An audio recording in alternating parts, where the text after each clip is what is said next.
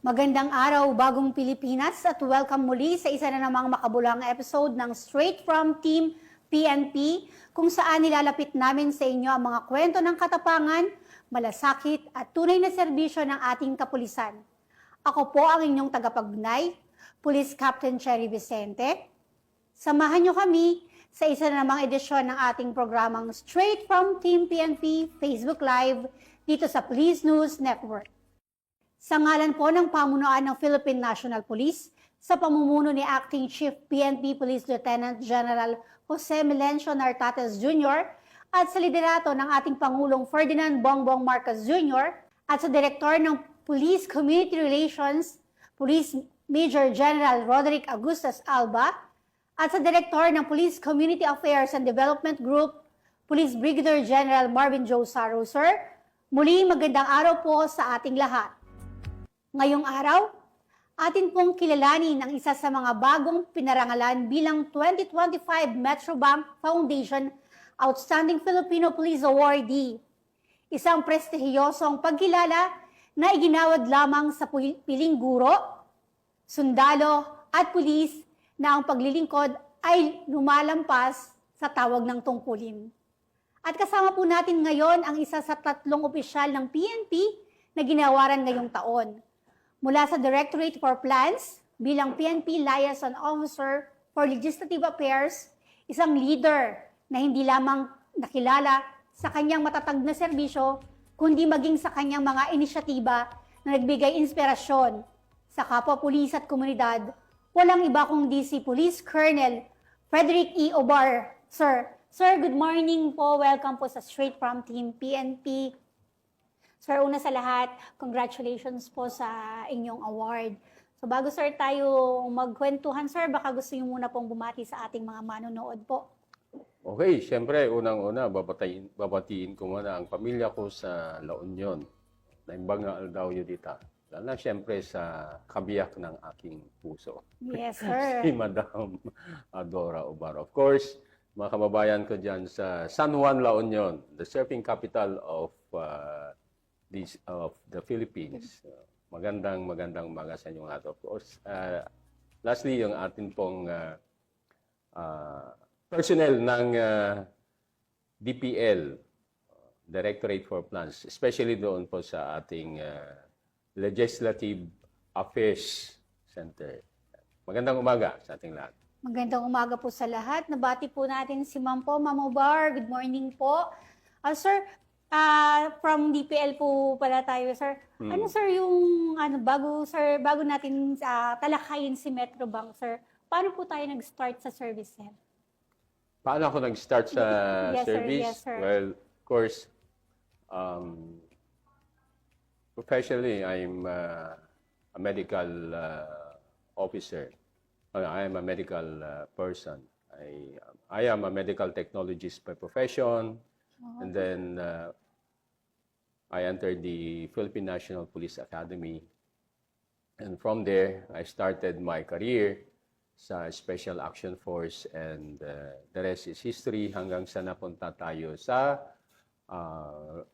training service na kung saan doon ko po nagawa yung isang inisyatiba na actually hindi siya bago eh. Yes, It's sir. just a thing na wala pa sa PNP during that time. And it was out of need na na-create namin yung ganong sistema. Yes, sir. Pagkukwentuhan natin yan, sir, mamaya yung initiative from the training school. Ano, sir? Makikita natin, mga kababayan, na from being a medical practitioner, nagserbisyo po si sir. At tuloy-tuloy na nga po. Makikita natin na very inspiring talaga ang magiging kwentuhan natin ngayon. Kasi from civilian life of being a medical practitioner to the PNP po as public servant. Ano, sir? Sir, ano po yung pakiramdam natin nung napabilang po tayo sa hanay ng mga kapulisan na napili sa Metrobank Award po? Well, unang-una, at pinaka-importante, it's giving back the glory to God. Yun naman yung ating palaging sinasabi. No? Kasi I was able to give back yung glory sa kanya. It's because naisulat namin yung lahat ng mga, hindi naman lahat siguro, yung mga napaka-importanting mga accomplishments na nagawa namin. Of course, sa tulong ng ating Diyos. So Yes that's number po. one. Number two, I was able to highlight yung mga kabayanihan ng aking kapwa-pulis na nagtrabaho sa, especially nung nasa SAF kami. No? Namatayan ako ng Ayan. Yes ilang po. tao yung namatay din doon sa mga operations namin, as well as yung mga harassment activities ng ating mga NPA sa kung saan kami na-assign noon. Na-highlight ko rin yung katalinuhan ng mga pulis natin, PNP recruits, no? And well, it's honoring yung memories, yung valor, patriotism ng makasama natin na nagtrabaho along the way. Kaya palagi kong sinasabi, it's not because magaling ako. It's because magaling ang Diyos ko at magaling ang mga tao ko na nakasama. Yes. Napakasarap pakinggan, sir, na yung accomplishment na ibinahagi po ninyo na nakita ng Metrobank po ay inspirasyon po dito unang-una ang Panginoon po na siya ang nag-lead po sa inyo sa Yeah. magandang mga accomplishments through yung binigay po ni Lord na makakasama nyo na magagaling din po. Kasi kahit na anong talino mo, kahit anong talino ng tao, those are just rags sa Yes, sir. Panginoon. Rags lang lahat yun. Good things only comes from God. Yes, sir. And kahit na rin anong galing mong opisyal, kung hindi mo na-influence yung mga personnel na tutulong sa'yo, Yes po. wala rin katuturan lahat ng talino mo, kahit na doctorate pa ang inabot mo, etc. Wala lahat yun. Totoo, sir. Napaka-humble po ni sir. Kahit gaano kalaki ng kanyang mga accomplishments po, nananatili siyang mapagkumbaba sa harap ng Panginoon at ng kanyang mga tauhan. At yun po nga po yung mentoring, yung influence po natin sa ating mga tauhan. Na siyang makakapagsabi na bawat gawain ni sir na naiisip po ay talagang nakamold po sa ating service at yung pag-uplift po sa ating mga personnel. Ano po, siguro pag naging boss natin, si sir talagang inspired tayo everyday na pumasok. Parang sinasabi mo dito, masa din ako dito sa DPCR. Yes po. Talagang yung mentoring po nandyan, sir, at talagang inspirado na papasok kasi nandyan ang guidance po ng ating mga superiors. Ano, sir? Sir, ano-ano naman po yung ating isa-isahin po yung mga proyekto po, na programa po na napansin ng Metrobank? Ano-ano po ba yun, sir? Well, of course, yung mga ginawa namin sa Ilocos Norte, yung bridging the police and the community. Yes, sir. So, that's number one. Kasi nakita ko, all throughout my career, well, pwede tayo maging effective sa pagpupulis natin, but we're not efficient. Magkaiba kasi yung effective tsaka Yes, efficient. sir. Yung word na efficient talaga, Yeah. sir. So, effective, may deliver mo yung mandate mo, but with a lot of time and a lot of cost. Efficient, na i-deliver mo yung mandate mo with lesser time and lesser resources. Yes, sir. Yun. So, doon sa Ilocos Norte, tinap namin yung mga iba't ibang grupo ng pamayanan tulad ng kabataan. Yun. Sir. So, in-engage namin yung mga kabataan doon. Then, we did a lot of initiatives, projects sa mga schools. Yes, sir. Now, touching base on the moral values ng PNP, diyan yung makadiyos, unang-una, makadiyos, makatao, makabayan, at makabansa, at makakalikasan. Yes, po, sir. So, yun yung mga ini-inject natin na bagay sa ating mga kabataan. O, pangalawa, definitely ang doon kasi sa Ilocos Norte, pagka summer, maraming bushfire or forest fire. So, Yes, sir. we also engage the different groups there sa mga baryo at saka sa ating probinsya, yung mga in charge sa forest protection. Yes, sir. That during those incidents, magkakasama kami na pumapatay ng sunog doon, maakyat sa mga Parang kabundukan. bayanihan talaga, Yes, sir. bayanihan. Yes, sir. So, another thing also is yung mga doon sa public safety initiatives naman namin, is yung mga motorcycle groups. Yes, sir. So, inorganize din namin sila. In fact, niregister pa namin sila sa SEC. Yes, sir. Yan, sir, yung parang mga kasama natin to implement po yung mga anti-criminality Yes, on the initiatives streets po. kasi, kung bibilangin mo yung mga nakamotor, mas marami pa sila kumpara sa pulis. Oo. Mas So, marami nagmumotor talaga, sir. You have additional eyes on the streets na magre-report sa'yo. Yes, sir. Doon. So, another thing na ginawa ko rin doon is, na-implement ko rin doon yung drug clearing within an organization. Kasi sabi ko sa kanila, hindi ko kayo papapasukin dito sa organization na to kung hindi kayo magpapa-drug test. Talaga, sir, yung encouragement talaga Yes. to be involved sa activity po ng PNP. Yes. Ano po. Yeah. And then, so we did a lot of mga social activities doon. And personally, isa ring nakita ko na magandang nagawa namin doon sa Ilocos Norte is then yung support ng provincial government sa INPPO. Yung talagang binubuhusan nila kami ng resources doon. Yes. Every year, we receive around 20 million additional budget sa INPPO for us to do our task. Yes, And sir. other than that, marami pa silang naidagdag na tulong sa amin when it comes to mobility, when it comes to other investigative equipment. Yes, sir. Sir, makikita talaga natin sa mga initiatives mo, you start from the kabataan, which is pag-asa ng bayan, di Yes. po ba? Yung mga values formation, sir, na nakita ninyo, yung malaki ang matutulong ng kabataan. And sad to say talaga, minsan sa kabataan, doon nakukuha yung mga nare-recruit po sa mga hindi magandang pamamaraan Yeah, say sa it. buhay. Yung, Pwedeng makuha sila Yes, ng mga NPA Yes, when sir. it comes to sa recruitment ng NPA. NPA. At the same Although, siyempre, Ilocos Norte naman, clear na siya. Clear But then, po. of course, pag tinignan mo yung mga borders niya, hindi pa clear. Iba pa rin, sir. Kaya, so there's vulnerability po sa Yes. kabataan, even po dun sa drugs po. Mm. Sa kabataan nagsisimula because hindi nga po ganun ka-mature pa ang isip at mabilis madala. So napaka-importante, sir, ng initiative na yon na talaga yung values formation kasama ang PNP sa pagbuo po ng kanilang magandang kinabukasan. Yeah, speaking of the values formation pala, no, sinundan ko rin yung ginawa ng aking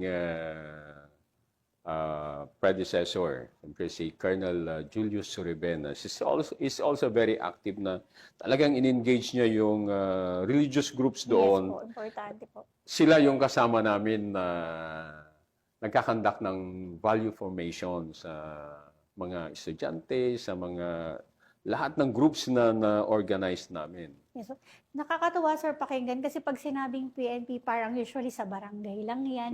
This time, kasama po natin ang simbahan ng Kaparian po for the Yes.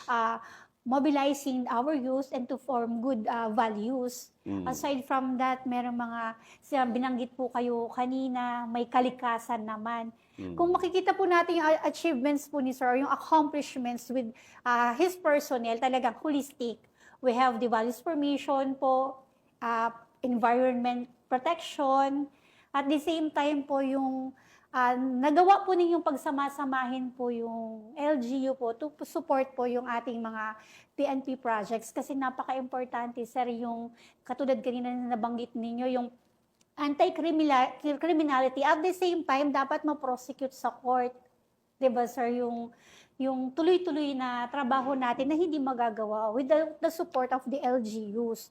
And yung kanina, barangay clearing, importante rin yun, sir, nabanggit nyo din kanina. Hindi na lang siya barangay clearing, Yes, sir. pati organization, Cleared po. cause-oriented organization. Yes So, po. doon naman sa Ilocos Norte, meron tayong tinatawag na drug clearing operations. Yes, sir. Mga offices, mga government offices, Yes, sir. mga... Tapos, ang naidagdag ko during that time was the mga organizations na. Opo, sir. So, you can do a lot. Parang tawag natin dyan yung sari-sari store One-stop shop. context. Yes po. Yan. Sari-sari store Yes. context. Because you are doing it like winning the islands. Yan. Yes, sir. Para yung sa community, may kabataan, merong pang opisina o yung pang workplace na sinasabi, then you have to mobilize the organizations within the community po. Ibig sabihin, lahat po tulong-tulong, hindi lang kaya ng pulisyan. Yes. Kubangang ina niyo, sir, sinama niyo po lahat. So, holistic po ang approach ninyo. Mapapansin at mapapasin talaga ng Metrobank ang ginawa ni sir because pinagsama-sama niya, sari-sari store nga ang binanggit ni sir. So, lahat magkakasama, tulong-tulong sa pagsugpo po ng krimen at mapanatiling ligtas ang ating bayan. At maunlad, importante sa inyo, maunlad ng bayan. Sir, napakalaking hamon po nun, sir. Nagawa ninyo pero alam ko, along the way, you have so many challenges para masabi mong nagawa ito because of them. Ano, sir, kwento nyo naman, sir, ano naman yung mga challenges na kinaharap ninyo, sir? Of course, you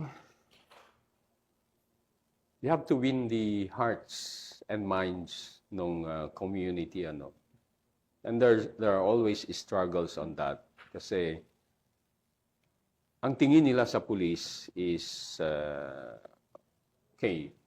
let's face it, may bahid.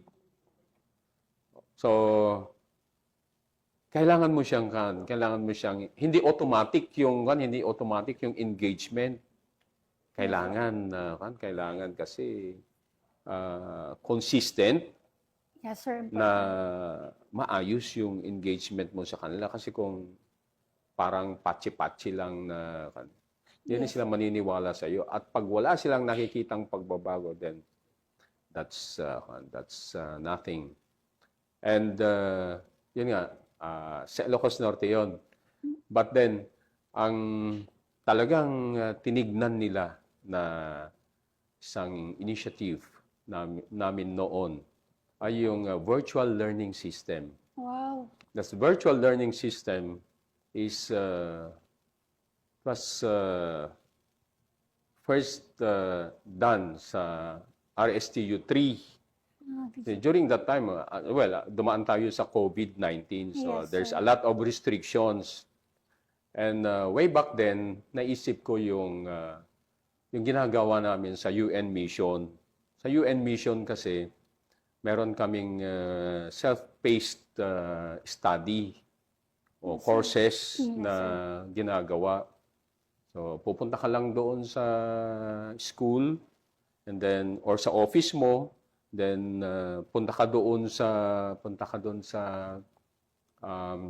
website ng different courses and then you do your study there and then So, sir, sa UN, sir, doon na yung online study kayo, or yung learning. and that was way back 2006.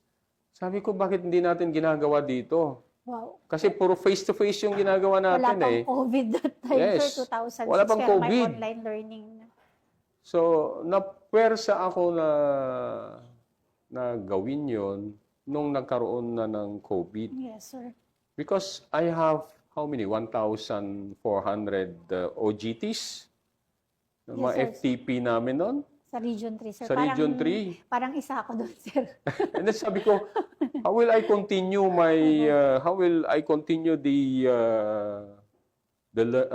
learning process of these OGTs? Kaya yung acquisition ng learning po talaga, sir, dire-diretso, gagawa at gagawa ng paraan para ma-improve po.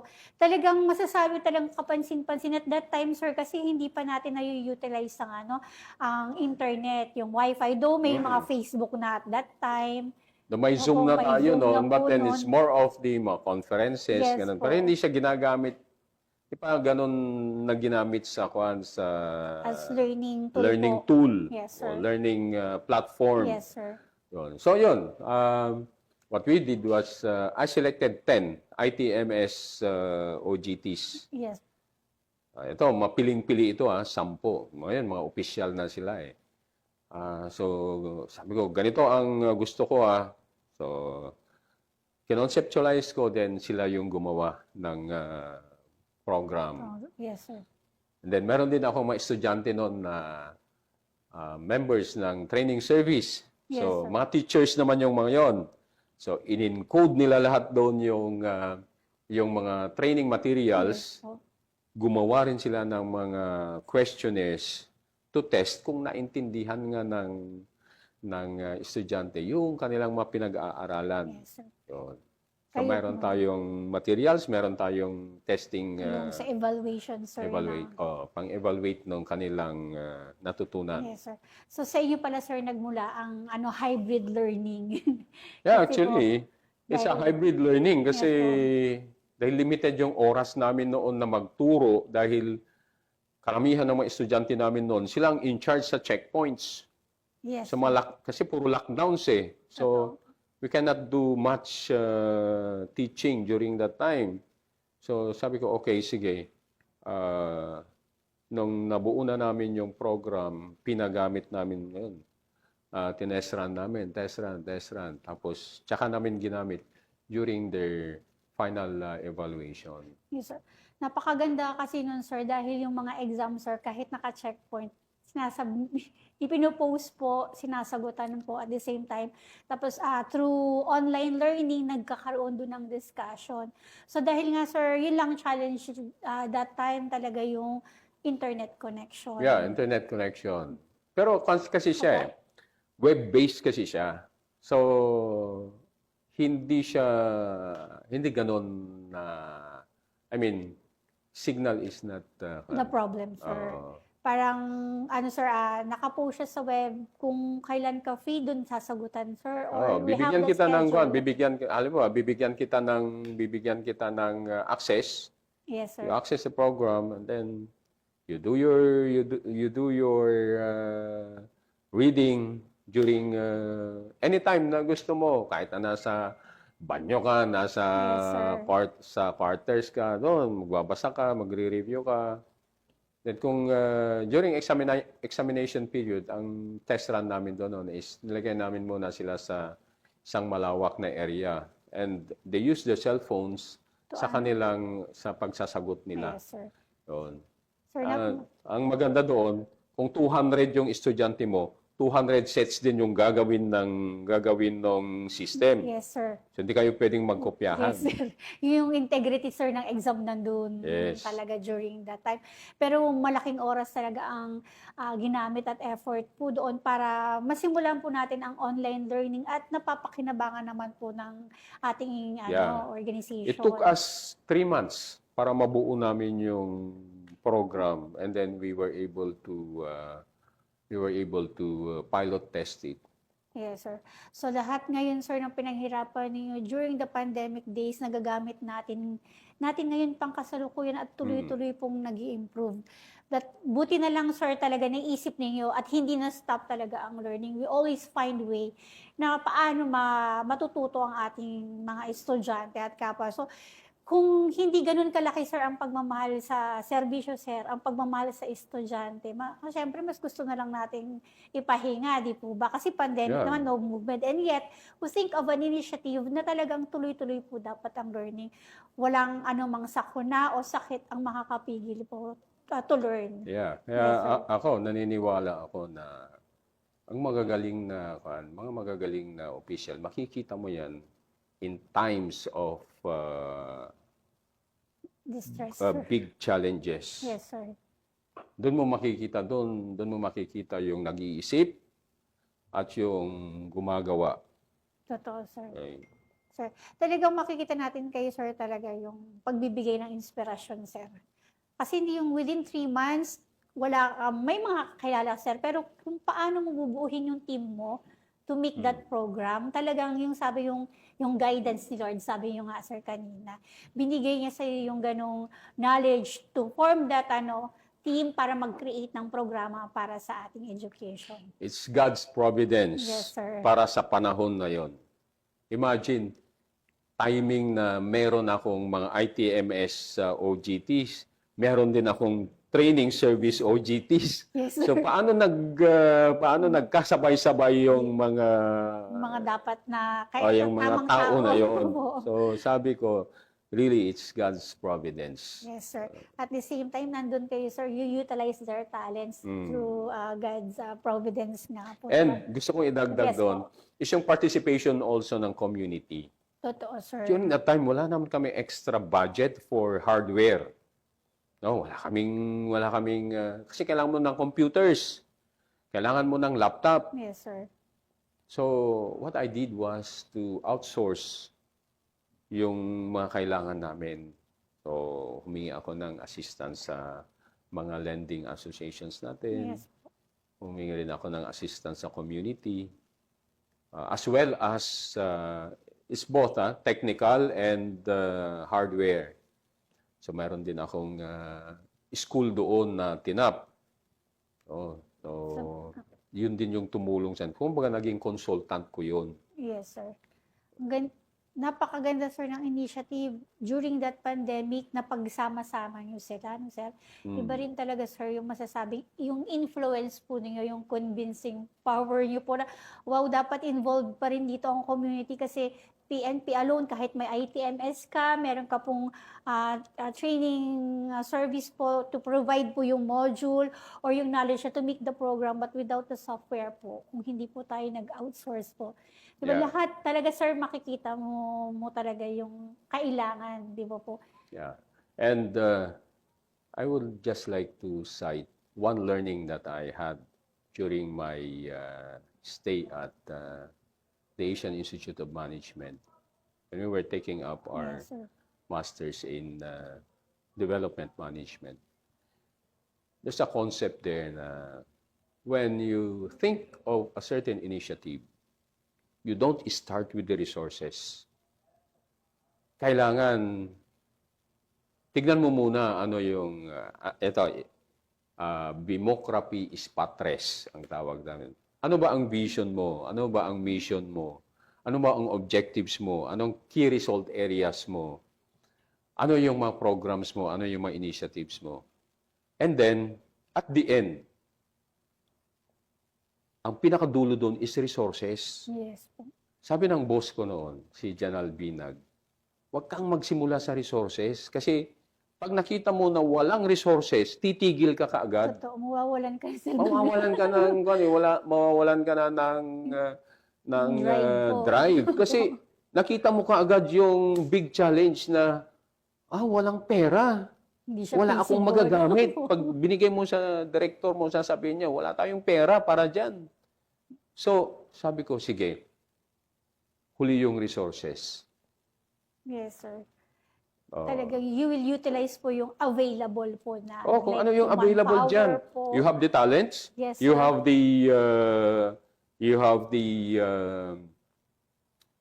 the drive. Resources will come. Totoo, sir. Because sabi nga nila, God will provide. Yes, so, totoo yan, sir. Lalong-lalo na kung yung initiative mo talaga, sir, ay para sa masa, talagang God will provide. Dito ko rin natutunan, sir, sa service na huli talaga ang resources. Kung ano Yes. yung available, yun nga yung kakaiba In, sa police, sir. In making initiatives, isipin mo muna, paano mo ma-achieve yung vision mo, yung Yes, mission sir. mo. Huwag kang magsimula sa resources. Pag inuuna mo yung resources, wala tayong pupuntahan. Resources will come. Yun, sir. Kaya you have to prove our initiative. Di po ba? Napakaganda nun, sir. Yung i-inspire mo yung tao mo to do the project, huli na yung resources, sila na yung magkukusa, ano po. Sir, napakalaking inspirasyon po ang nabigay ninyo ngayon sa ating manonood, lalong-lalo na sa aming mga bata pa sa serbisyo. Sir, na talagang kung ano yung resources ating pagyamanin, pakita natin yung initiative na, na maganda. And talaga ang community, sila na talaga ang susuporta. Ano po? Nabanggit niyo na rin kanina, sir, yung mga initiatives po na pagtagumpayan natin ang pandemic, nagkaroon tayo ng magandang platform po to learn. Sir, marami pa sir akong gustong itanong. Actually, na-inspired akong magtanong pa. Dagdagan natin yung oras mo. Yun lang talaga ang ating magagamit pang oras. Baka susunod, sir, maaari pa namin kayong maimbitahan para makakuha na ba ng mga tips para sa paano tayo makabuo ng mga bagong project, sir. Sir, gusto po namin, sir. Teka muna, yes, sabi sir. mo kanina paano ma-inspire yung mga younger officers. Yes, sir. Actually, that's one of our objectives, to inspire the younger generation of our police officers. Okay. Well, you know, sa serbisyo naman natin, hindi palaging masarap yung mga positions natin eh. Yes, sir. Admit it. At times ilalagay ka sa isang position na tingin mo parang underuse yung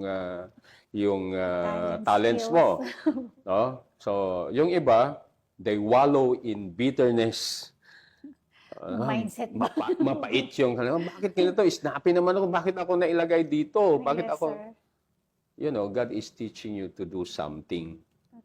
So, and then, wag kayong maniniwala doon sa sinasabi nila na snappy shabby, the same salary. Hindi totoo yun. Yes, sir. Minsan, pinapansin kayo pero hindi lang sila nagsasalita. Comes a time na ready ka na ulit sa ibang position. Baka yung mga nakasama mong ibang opisyal na tumitingin sa iyo nung time na pawardi-wardi ka, pag yun nilapitan mo, hindi ka nila kukunin na isasama sa kanilang bagong assignment. Kasi puro ka kasabihan yung alam mo eh. So, sa lahat ng mga nakikinig sa akin na nakakapanood, my career is not always that good.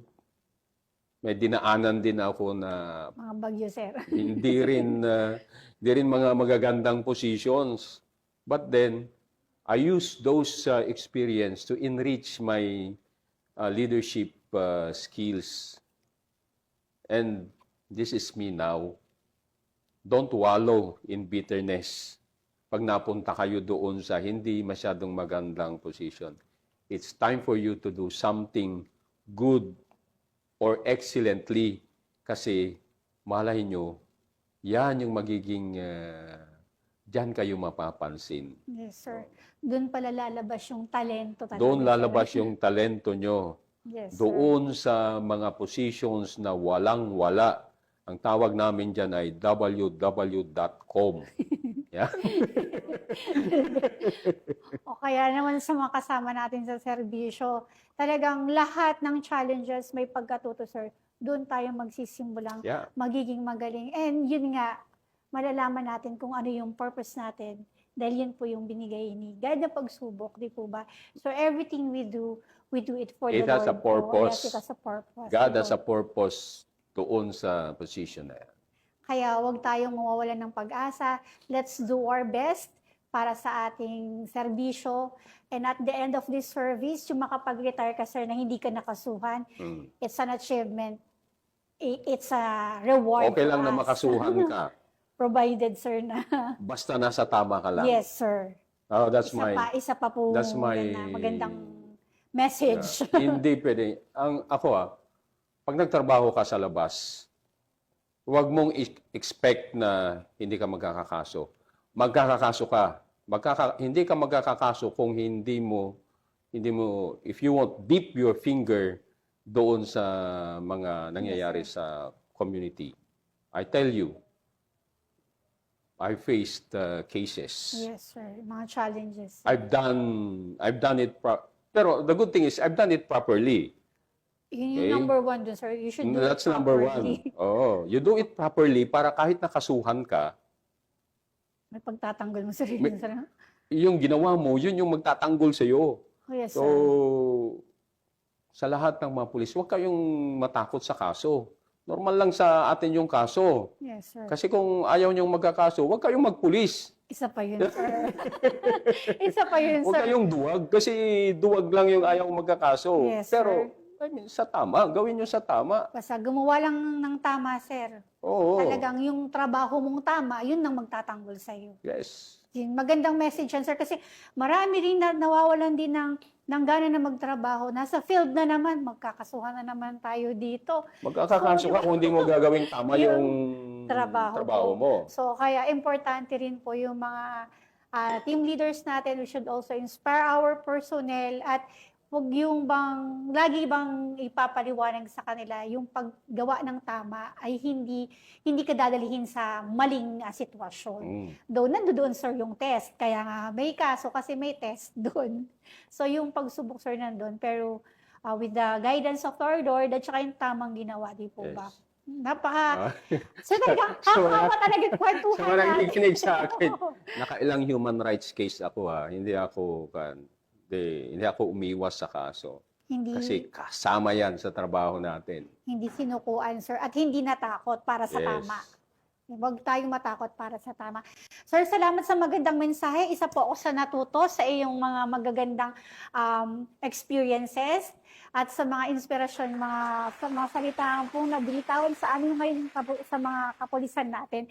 Ngayon naman, sir, ano naman po ang mensahe natin para sa community at sa mga kabataan na umaasa sa ating mga PNP? Okay.